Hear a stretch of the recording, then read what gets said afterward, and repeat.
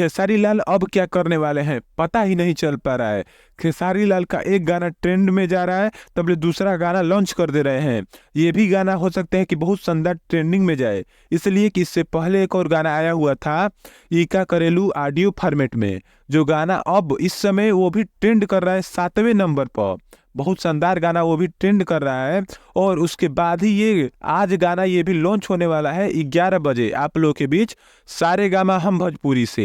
ये गाना बहुत शानदार है, इसी दोनों पर बात करने वाले हैं।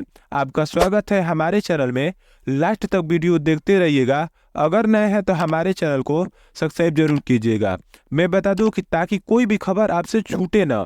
आज चलिए इसी पर बात करते हैं। पहला ये गाना है जो आप लोगों के बीच नया लॉन्च होने वाला है, चॉकलेटी सड़िया इस गाने का नाम है। बहुत शानदार ये गाना है आप लोग के बीच।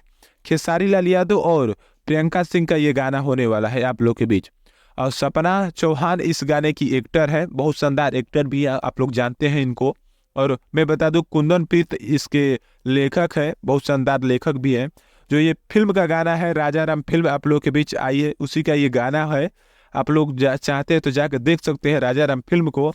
और मैं बता दूं कि इससे पहले एक और गाना आया था जिसका नाम है ईका करेलू, उस गाने का अभी वो गाना ट्रेंडिंग में चल रहा है, ट्रेंडिंग नंबर 7 में चल रहा है।